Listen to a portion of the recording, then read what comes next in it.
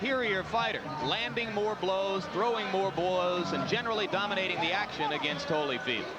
Holyfield reversed the tempo in round 6, took advantage of a cut over Stewart's eye, which had resulted from a second-round headbutt, and progressively opened the cut to the point where the bout was stopped in round number 8.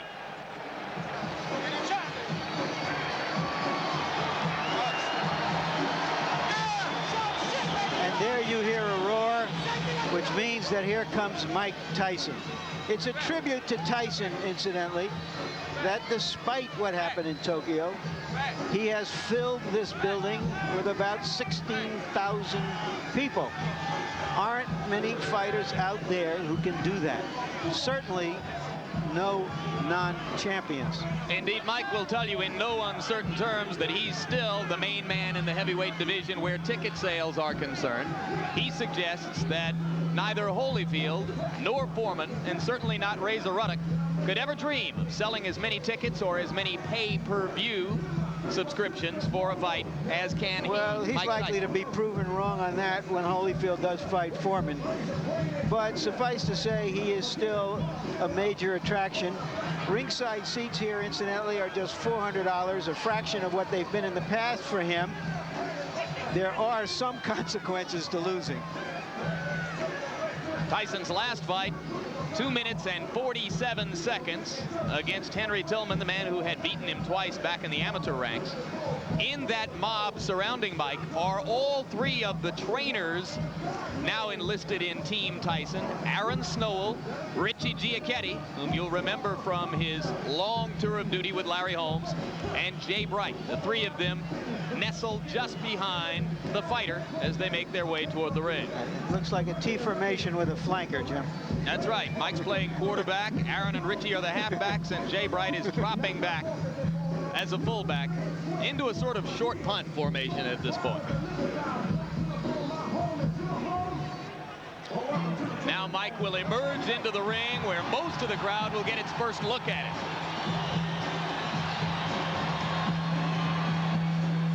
What he's wearing is a torn towel. And there you see the record. 38 wins, the 1 loss to Douglas in Tokyo. This the 40th bout of Tyson's professional career. His knockout percentage with 34 KOs is high, but not the highest in the history of the sport. And there goes Angela.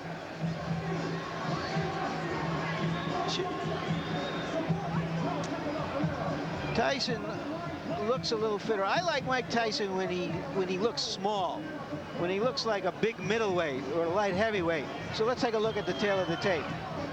And you can see that the big disparity there is in height.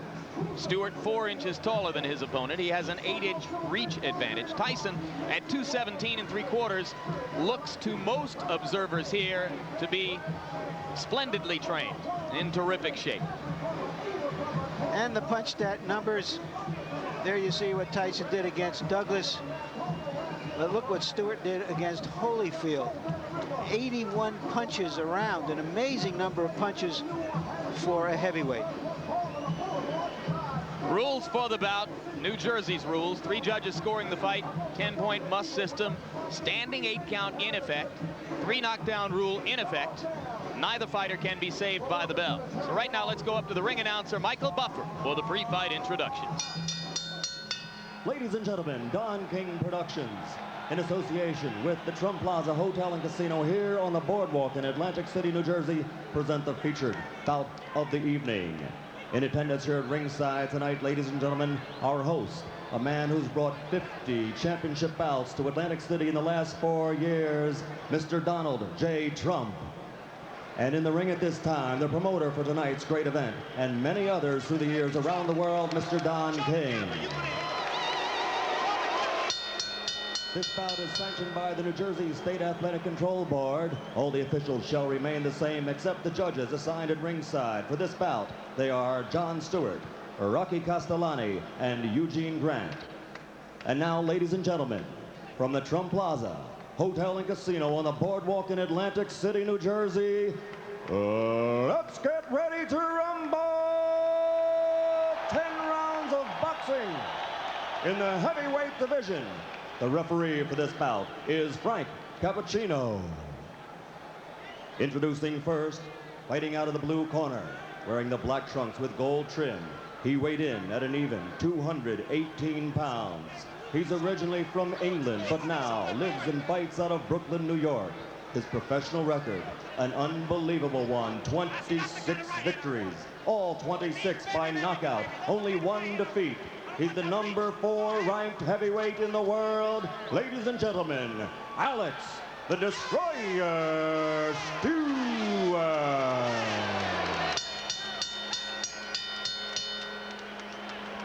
And fighting out of the red corner, wearing the solid black trunks, weighing 217 3/4 pounds, from Catskill, New York. Also an unbelievable record, 38 victories, 34 by KO, only one defeat. He's the number 1 ranked heavyweight in the world. Ladies and gentlemen, the former heavyweight champion of the world, Iron Mike Tyson.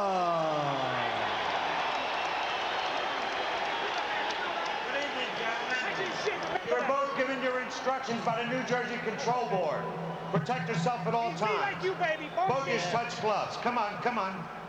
Come on, baby. That's right, baby. The question, as in all Tyson fights, can the opponent maintain his poise in the face of Tyson's quickness and menace?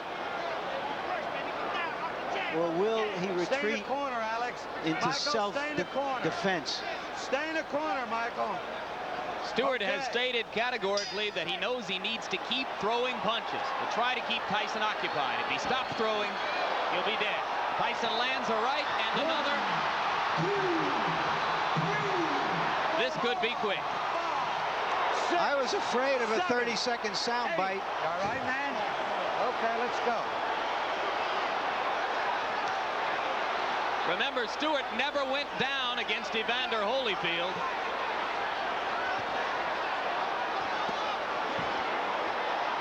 A shot to the body, another solid right hand. Stewart begins to throw as a means of trying to defend himself.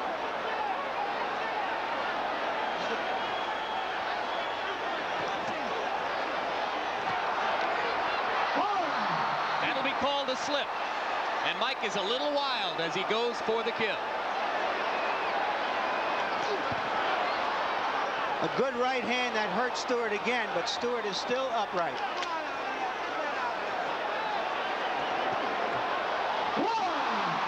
That was a flush right hand.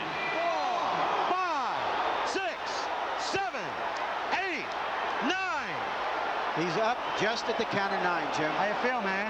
Taking a good You look wanna is continue? Cappuccino. He's going to let him go. 3 knockdown rule is in effect. If Stewart goes down again, it's over. And Stewart has quick throwing punches. You can see how wobbly his legs are.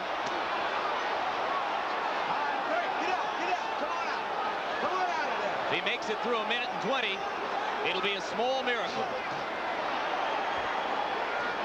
Let him go, come on. Stop punching. That was a worthwhile grab.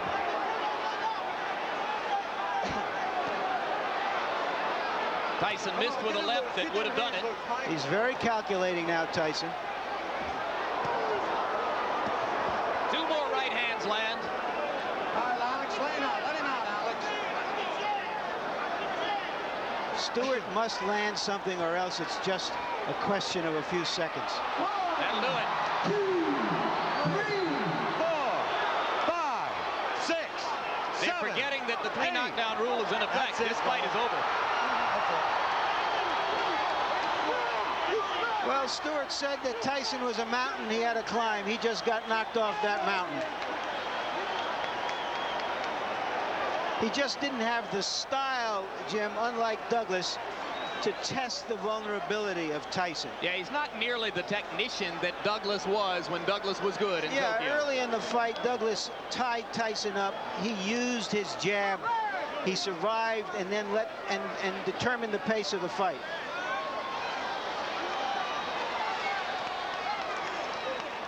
Nothing bothering you. You stay right there for a minute. Let me take a look here. Got caught in the early fight. The first fight, first punch. You know how many times you got knocked down? 3 times. 3 times. The first time, right? You remember the first one? Yeah. Yep. Okay. Now, do you think you can stand up now? Just stand up for me. Put your feet together as you stand up.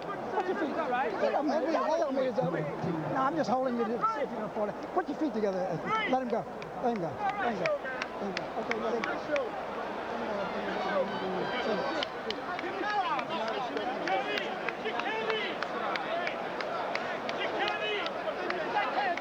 And here's the first of the 3 knockdowns. You look at Tyson moving in with controlled fury, and the right hand puts Stewart down. Stewart was able to get up at the count of 5. Now we'll take a look. Is this the first knockdown again? Yes, it is. Another angle.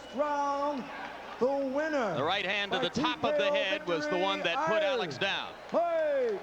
That knockdown occurred within the first 10 seconds of the round.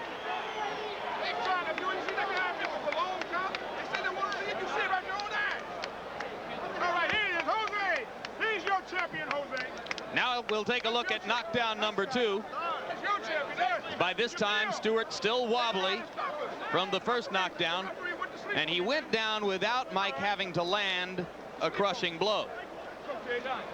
Another look at knockdown number 2. And you can see that the right hand simply glanced off the top of Stewart's head, but it was enough to put down a very wobbly fighter at that point. And now here's a third look at that same knockdown, knockdown number 2. The left to set it up, the glancing right off the top of the head. And Stewart down for the second time in the round. Still more than 1:40 seconds remained in the round at that point. And with the 3 knockdown rule in effect, it was up to Stewart to try to stay on his feet to make it through round number 1. He was not able to do it. Here's knockdown number 3, which came at 2 minutes 27 seconds of the first round. A right and a left, and that was enough for Alex Stewart. Referee Frank Cappuccino began the count, which was academic at that point because of the 3 knockdown rule.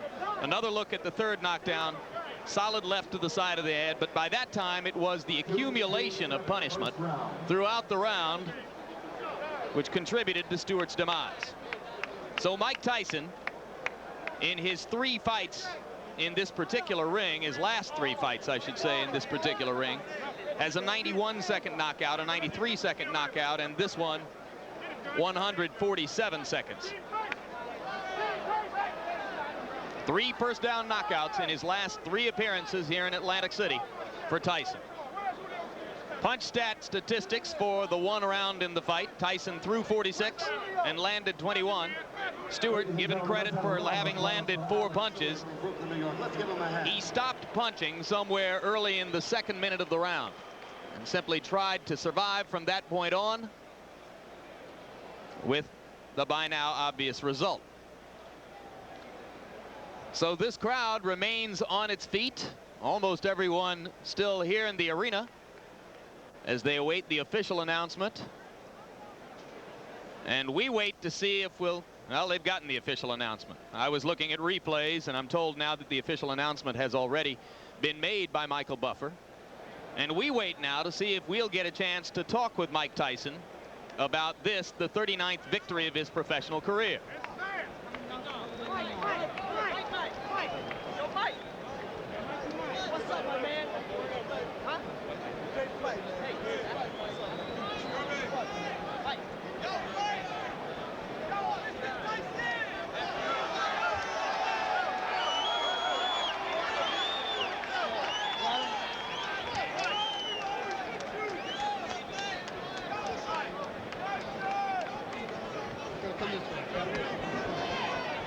Ladies and gentlemen, is he back?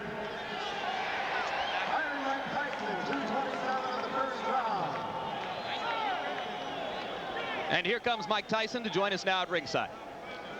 Congratulations on victory number 39. You came out with fury, to say the least. Knocked him down in the first 10 seconds of the round. If I can get you to turn toward the camera a little bit, Mike, how important was it to you to score a first-round knockout tonight? Well, I mean, I knew he was a dangerous fighter once he got warmed up. And my objective, I was in great shape. He was to go in there and put the pressure on him for 10 rounds. I knew I had to break him eventually. You appear to be in sensational condition. Do you feel considerably differently now than was the case 10 months ago in Tokyo? Absolutely, because my mind is more prepared. You know, I mean, that's what basically the whole standpoint came down to, is being prepared mentally. How does your situation compare now to what most people would regard as the peak of your career when you knocked Spinks out here in 91 seconds? Well, you know what I mean, I didn't feel like it was a same shooter of night tonight, because there's things that I know that I did that was mistakes. So, you know what I mean, a good fight, and I'm in good shape. And I just like to thank all my fans on HBO that's been supporting me. But I just like to say this is my last fight on HBO. It's because HBO, they think that you'd rather see Holyfield than me. Thank you for supporting me. I love you all. Bye. Mike, one final question. How important at this moment is the coming arbitration with regard to the WBC championship and the possible WBC title fight with Ruddock? Well, it really don't matter, as long as I can fight for the title. I love to fight Ruddock. I want to show everybody he's not the baddest man in the world they once said he is. Would you rather fight the winner of Foreman Holyfield? Excuse me? Would you rather fight the winner of Foreman Holyfield? I would fight anyone, you know what I mean? But I'm fighting for the moment. It looks like Ruddock might be in the wings, and I'm looking forward to fighting Ruddock. Can you elaborate on why you feel you've been treated unfairly by this network, which will state that it has 2 offers on the table for you for long-term deals? I have no comment. I don't want to talk about the company know what they did, and I'd like to say hello to all my troops again that's been supporting me. I'm out of here. We've enjoyed covering you. Thank you very much. We don't negotiate on the air. Our chief executive, Seth Abraham, will have plenty to say in the future about the potential for another Mike Tyson deal at HBO. It has been our hope for the past year that we could complete one more deal to give a long-term contract to Mike Tyson and to continue to cover his fights here on HBO. But there'll be no negotiation on the air. That will take place between Don King and Seth Abraham. We're grateful that Mike was willing tonight to come and speak to us at ringside in the midst of what is, quite candidly, a frosty period between us and him and his promoter, Don King. So Mike Tyson has the 39th victory of his career, the 19th